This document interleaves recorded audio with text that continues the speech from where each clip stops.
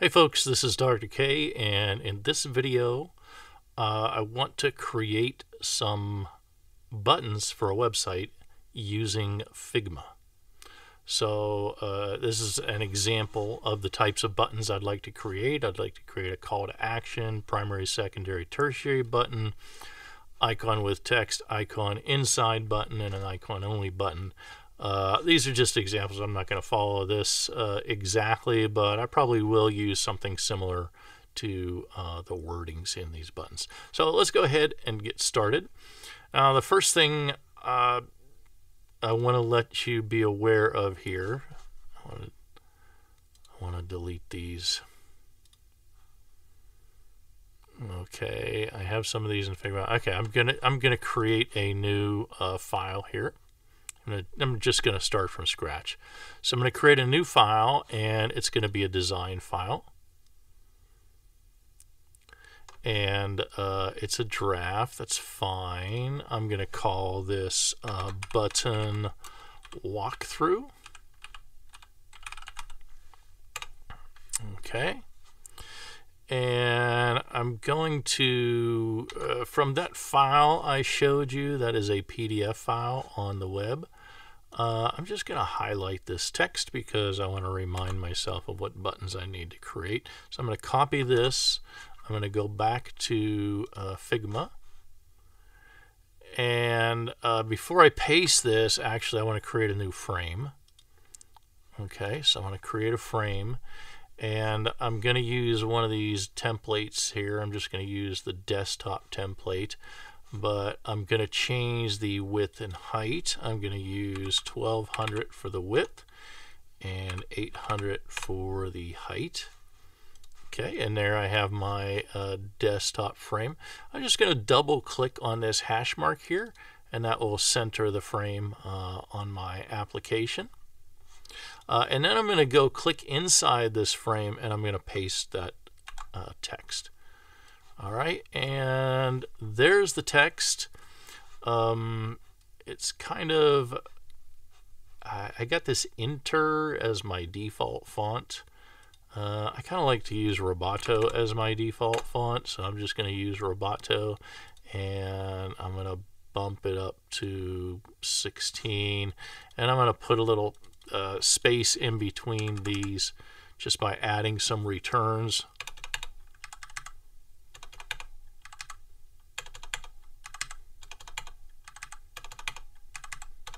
Okay, that looks pretty good. And actually, while I'm here, I think I'm going to right justify these. Okay, just like in the PDF here. Okay, they're right justified. So let's go back here and let's start creating our buttons. All right, so when you create a button in Figma, what you want to do is you want to start with a text element. So I'm just going to click on text, and I'm just going to click down here. And let me see my primary button, and I'm going to create a primary button first. I'm going to leave the call to action for a little bit later. My primary button is going to say proceed to checkout.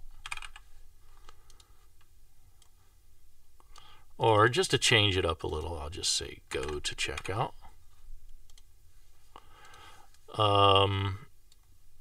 And the reason I wanted to do text with this is, well, first of all, I'm going to right click on this is because I want to use an auto layout with this. So I'm going to click auto layout, and what that does is that puts some padding around this, and if I copy this, then I could just change the text and the padding will stay relative to the text. All right, which is very nice. So I've got my auto layout around my text, and I can control the amount of padding here. You can see here's spacing between items, but I don't need that. But horizontal padding, you can see there's a 10 pixels of horizontal padding and 10 pixels of vertical padding, and that is just fine. I'm going to actually give this a background here, and that's my fill.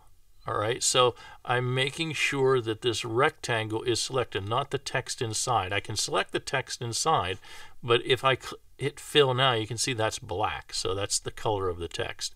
But I want to select the rectangle around that text, and then add some fill to that. All right, and what I'm going to do is just click on fill. And it's white right now, so I'm going to click on that, and I think I want to make it like kind of bluish green a little bit. And let me see if I clicked on the eyedropper, and then I clicked over here, and you can see that applied that to the rectangle. Let me see, and I'm just going to play around with this. I ultimately want the text inside to be white, so I don't want this to be too light like that. I want it to be a little bit darker, but I want to keep this dot all the way over to the right, because that gives it the maximum saturation, which means color. So if you move it to the left, it's unsaturated. That means there's no color in it. So I want it to have like the maximum saturation. I want it to be, like I said, a little bit darker, because I'm going to make that text white, and I want to make sure it stands out. And now I'm just going to close this box, and you can see the color is there. What I want to do here is I want to stay on fill, and I want to hit this style button, these 4 dots. Okay, and I want to add this style. Okay, and what it's going to do is it's going to add that color to my list of color styles, and I'm going to call this primary, because I want this to be the primary color for my website. Okay, or the primary color for my primary button. Okay, I'm going to go ahead and create that style, and you can see now I have a style primary. All right, now I'm just going to hit escape to get rid of that dropper, and that looks okay, but actually I want some rounded corners on that button. So the way you get those is you can go to corner radius over here, and I think I'm going to give it a corner radius, oh, I don't know, how about 8? All right, I'll give it a corner radius of 8, and now I will select my text, and I will give it some, instead of black text, I'll just make it white text, and I already got white over here that I can select with an eyedropper. The other thing is I want, actually I'm going to select my text again, and I want Roboto, but 16, I think I want to increase that. Let's see what it looks like if I increase it to 20. I can play with that, but I'll keep it on Roboto 20, and instead of regular, I think I want semi-bold here. Okay, and that looks like a good, strong primary button. I'm pretty happy with that. So let's move that up to where it says primary button there. All right, so that's good. And actually, why don't I add like a little drop shadow to this button so it stands out a little bit? That's in effects, and that's my default, probably because I used that before. If I want to edit that drop shadow, I can come over here. But for the most part, let me bring the blur down to 2 and see what happens. Okay, that's a little bit stronger shadow. Actually, that's a little bit too strong. I do like that blur. Maybe I'll even bring it up to 5 there. Okay, that looks better to me. Anyway, I could go on playing with this a lot, but I'll keep this for now. So that's my working primary button. All right, and then for my secondary button, I'm just gonna, so you can see the layers over here. So this is my frame, and my whole button's selected there. So I'm going to copy that and then paste it. And what's going to happen is it's going to paste it in the exact same position. So now if I grab this, I have to wait till the cursor turns to an arrow there. I can pull this down. All right, and remember the auto layout, we said that if you put different text in there, it will adjust to that text. So for my secondary button, I'm going to do continue shopping. I'll just say go to, for something different, go to shopping. I'll just say back to shopping. Back to shopping. Okay, and you can see how that auto layout adjusted to that. This is a secondary button, so I don't want this to be as strong or as eye-catching as this button. And there's a couple ways I can do that. I can change the color. I could change the hue. I can make it a little less saturated. I can make it a little darker, or there's various things I could do to change that so it doesn't stand out quite as much as the primary button. What else can I do? I can do this type of thing, which is an inverted button. So if my primary color is orange, I can invert that and make it white, make the text orange, and then have an orange outline there. I think what I'm going to do here is I'm just going to make this button a different color, keep it simple. So notice that this button has a primary color, all right?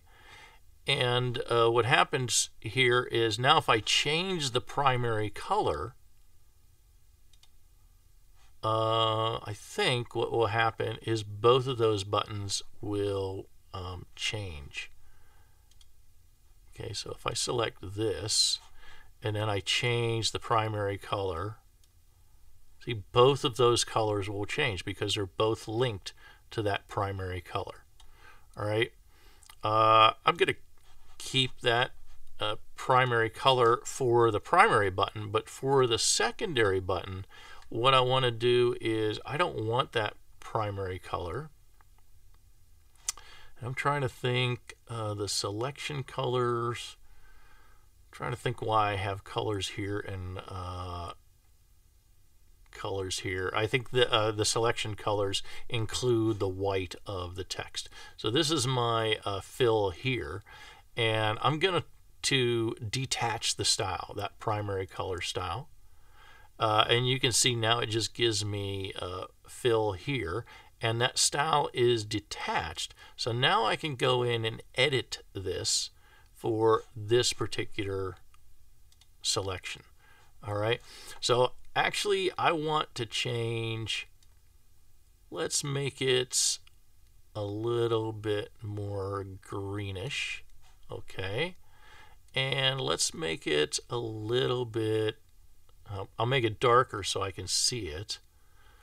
I'll keep it right about there. Okay, and then what I'll do is I'll close this and I'll stay on fill, and then I'll add another style here. Okay, add the style of this background, and I'm going to call this one secondary. All right, and that looks pretty good to me, actually. I'm pretty happy with that. You can also, play around with the sizing and the things like that. You can make the font a little smaller. I'm just gonna keep it like this. I like this because my eye goes to this color. Personally, my eye goes to this color faster than it goes to this color, but you know, that's okay. Some of this is going to be a little bit subjective. So now I'm going to take this button and turn it into a call to action button. So again, my frame 1 is selected. I'm going to copy that. I'm going to paste it, and it's just pasted another button right there. I'm going to bring it up here. And now I'm going to say, let's see what this one says, shop books. So I'll just say shop for books. And I'll put 2 exclamation points in it. And then I'll go to the text. And I think what I'm going to do is I'm going to make these all caps. Okay. And I want to keep this in case I decide to maybe make it a primary button again. So I'm going to keep, you know, shop for books with S capitalized and B capitalized. But I'm going to go into this text portion, go in these ... dots, and you can see down here for the case, you can make it all uppercase, okay? Or you can make it small caps, you can make it forced small caps, title case, which is basically what it is now, but I actually wrote it like that. But I'm going to make it all uppercase for my call to action button.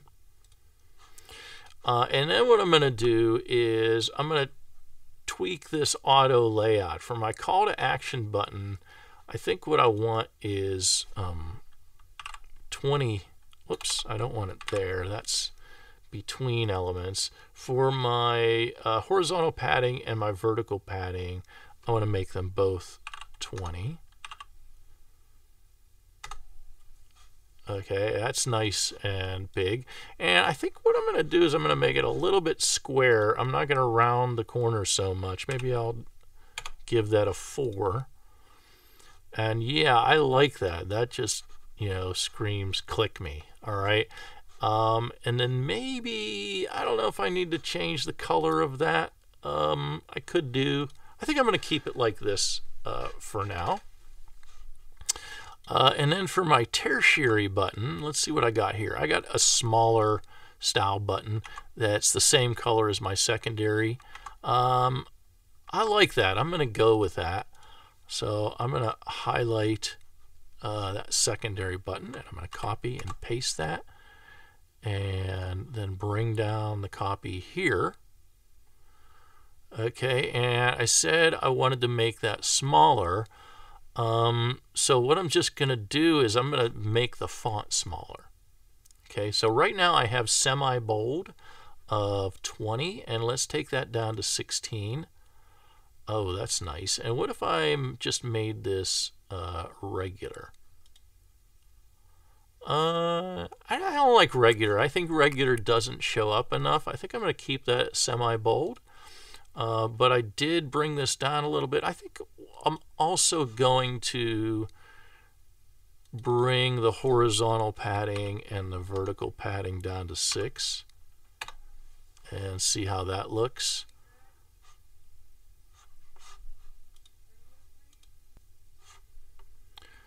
All right, so the only thing I don't like is because I made the padding smaller, the corners I'm thinking should be a little bit smaller. So let's bring those down to 6. And actually let's add some more padding, but just in the horizontal portion. We'll bring that back up to 10. Okay, I like that. I like that because that's, you know, more prominent button. This is the most prominent. That's, you know, a different color, and this is less prominent. Okay, so that looks pretty good. The only thing I'm concerned about now is some of these backgrounds maybe aren't dark enough for the white. And there is a plugin to Figma called Contrast. And if you activate the plugin and then choose the text, it will tell you that this is bad contrast. This fails by, standards that somebody created. This actually fails the contrast, even for large text. So yeah, I was concerned about that. So what I'm going to have to do is I'm going to have to change the color. And fortunately, these are all linked to the primary color. So I'm just going to go in and change this primary color. Okay, by hitting this, and let's see, I'll click that, and I'll just bring the darkness down a little bit.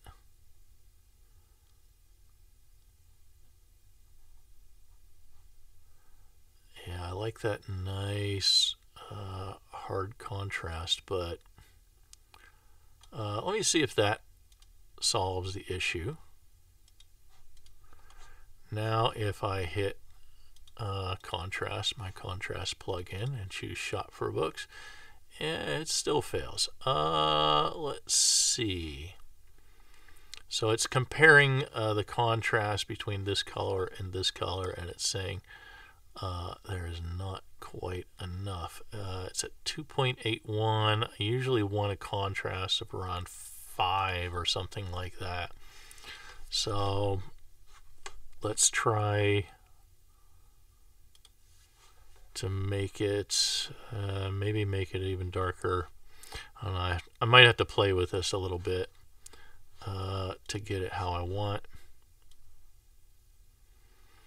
I mean, that definitely should work, but it feels like it kills some of the saturation for me, which I don't like. Maybe if I made it more blue.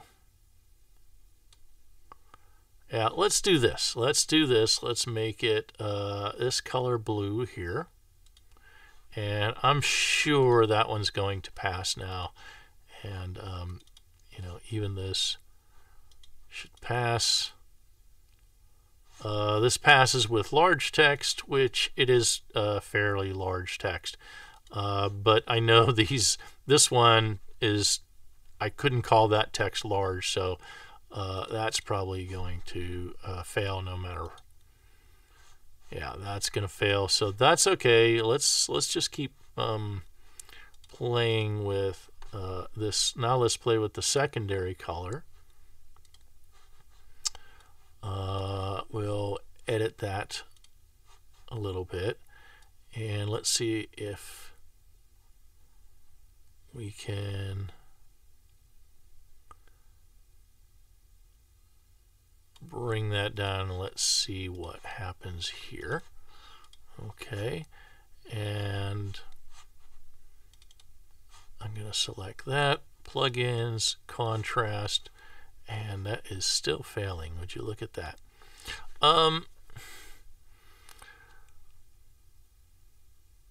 I don't want to make that totally black or anything.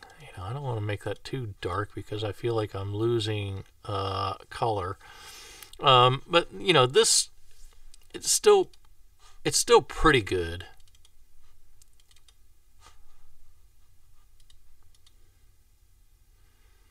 Uh, 2.94.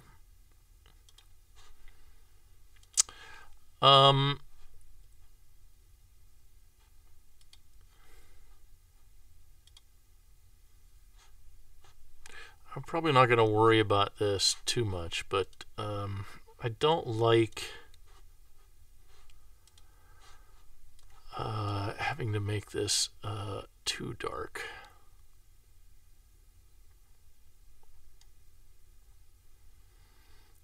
But I think I'm going to do that temporarily, just to get that contrast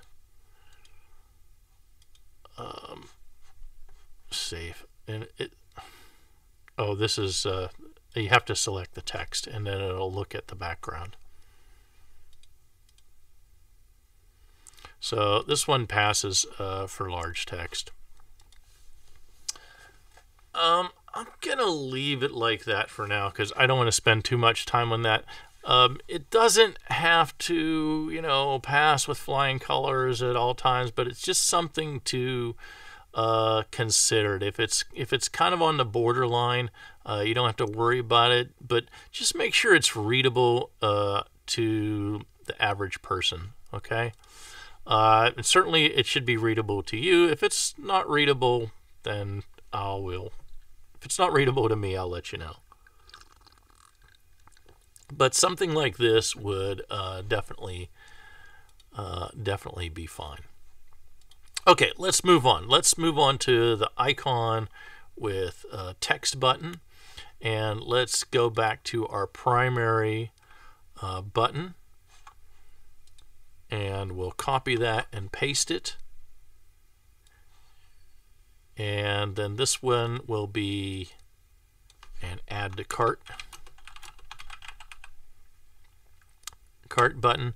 But I want to put an icon in here. Right where that X is. All right, and I want to put a font awesome icon in there. So I'm going to go to font awesome icons. And I'm going to search for cart. And here's an kind of add to cart here, and here's an add to cart here. I think I'm going to use this one. And then what I want to do is I want to copy this glyph right here. So I'm going to copy that. Okay, I'm going to go back to Figma. All right, and right where that X is, I'm going to, well, I've already got the X highlighted, so I'm going to paste that right there. And you can see that now there's just like a space there. So I want to highlight that space. I know that that icon is actually there. It's just not showing up because I've got Roboto font selected. So I want to go here and select Font Awesome 5 free. Might be able to do 6 free with this too, but I'm just going to stick with 5. But make sure, this is important, it's still not showing up because this is regular. You want to make that solid. And as soon as you do that, that icon shows up. All right. So let's do a little bit more now. Let's go copy, paste. All right. And we want the icon inside the button. Okay. Now I'm going to get rid of the text, and I'm going to get rid of, you know, all the space around this. Here I've got a shopping cart inside of a square. That looks okay. But what I'd like to do is I'd like to get that circle working, get the search bar inside of a circle. I kind of like that. So let's try to do that. First of all, I have to find that magnifying glass in the Font Awesome icons. So let's go here, and I'll just type in search, and there it is, the magnifying glass. Okay, and here I'm going to copy the glyph. And now I should be able to just select this and paste that, and it should show up. Yes, it does show up because the font is already Font Awesome, and it's solid. Okay, but I'd like this icon to be a circle. So I think, let's see, what rotation? No, I think the corner radius, what do I have to make, 50? Yeah, I have to make the corner radius 50 for that to become a circle. And I think while I'm doing this for the search, I don't like that drop shadow, so I'm going to take that drop shadow off.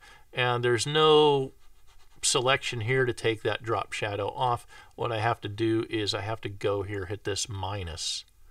Okay, and that gets rid of the drop shadow. And that looks pretty good to me. Okay, it looks a little bit like an oblong circle, a little bit like an oval. It's probably a little higher than it is wide, but that's pretty good. I like that. And then let's do finally an icon only button. And the example I have of that in the slide is a plus. So let's just, I think let's do this. Okay, so I'm gonna copy and paste this, and then I gotta get that arrow.